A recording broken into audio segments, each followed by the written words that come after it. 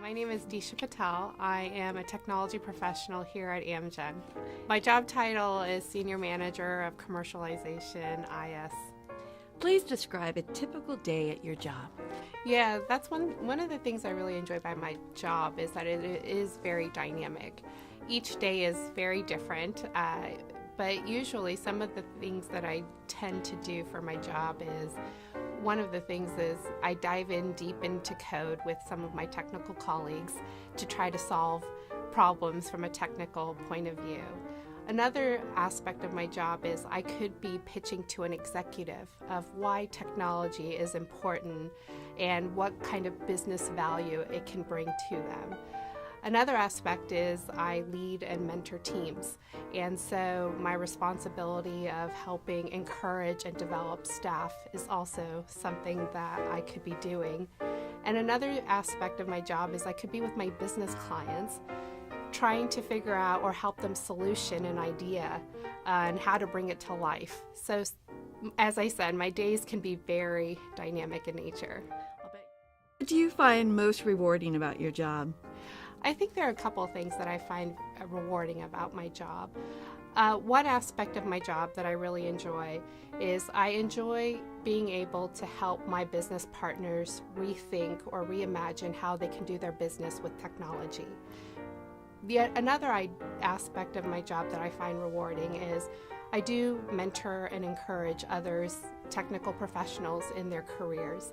And so helping others along in their journey of their career and helping inspire them is something that I find enjoyable.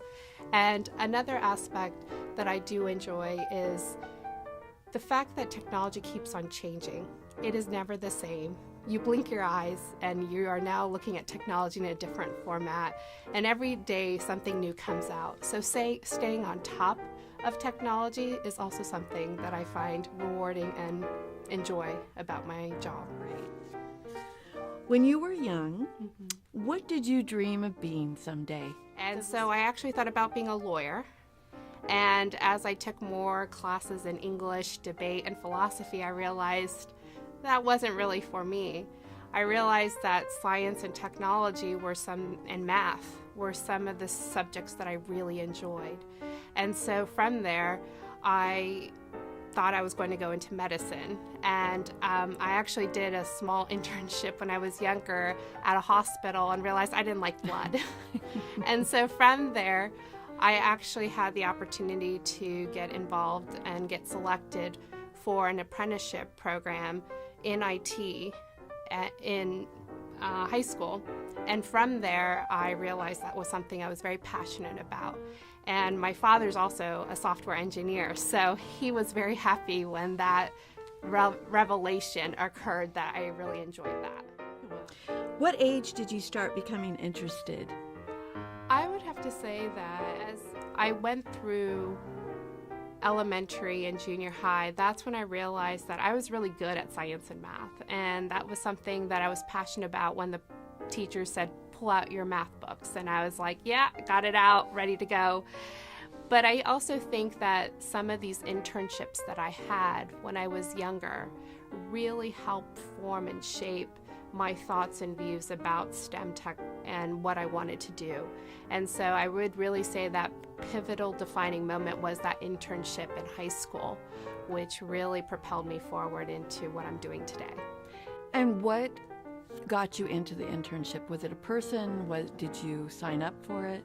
Yeah, it was a combination of a couple of things. It was, one, I had a really strong chemistry teacher that believed in me and said, hey, Disha, check out this opportunity. So it was a merit-based opportunity as well as an opportunity that I had to also align my interests with. And through that application process, it was competitive. It was a national program, and I was selected as one of the top 5 people in Ohio to do that internship. So what are your most vivid childhood memories of school? Yeah. Does recess count? I think so. I enjoyed recess, but I would have to say that other aspects that I really enjoyed about my childhood were, as I said, math and science was something that I was very passionate about. And I also took the advantage and opportunity to be a part of science fair projects and on the science teams and math Olympiad teams. And I remember those being competitive in nature, but also just the teamwork to helping your team win that prize. And those were some of the things that really I was inspired by. And to be able to do it in something that I liked and I was doing well at was a win-win situation. Who was, or still is, the biggest influence in your life? I can't just say one person, and there's multiple people that have helped me in my journey, in my career, personally and professionally. And I think about, obviously, I was very fortunate to have parents and brothers that really have been the backbone of my influence in science and technology. But I would have to say that along the way, I've been very fortunate to have teachers and mentors come along my side and really see potential in me. What do you wish you had known before starting your profession? Yeah. If I knew how much technology has transformed how we're doing business, how we are living our lives, I think that early on in my career, or even though I had a good roadmap, I would have to say that I would have most likely learned how to build apps early on in my life, because nowadays everything is an app.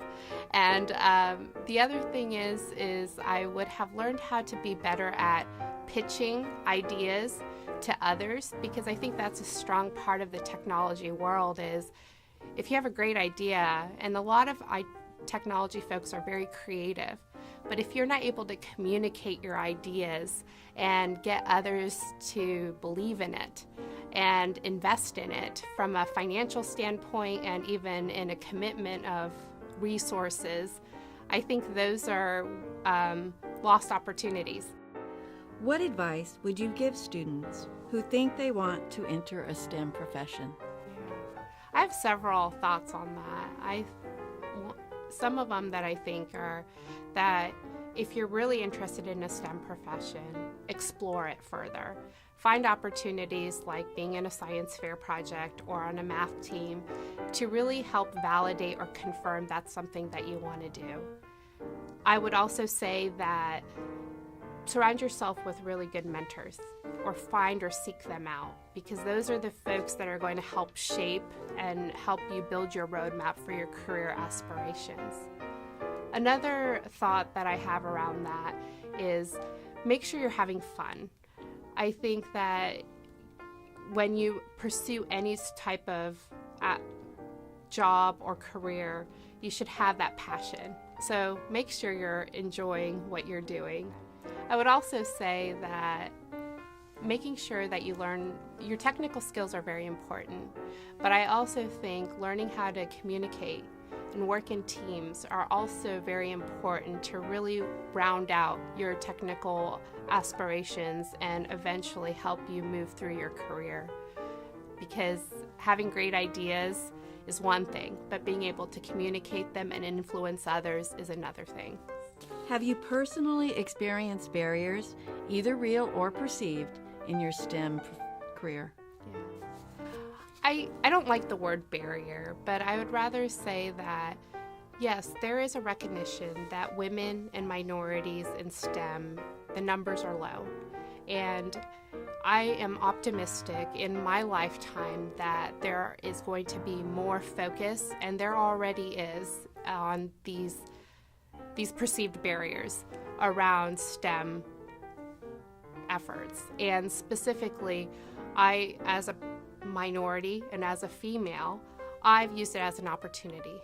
I've used it as an opportunity to be at the table, to contribute my ideas, to make sure that I'm inspiring and watching out for others that might have those perceived barriers and helping them understand how to use it as a positive in their career and even in society.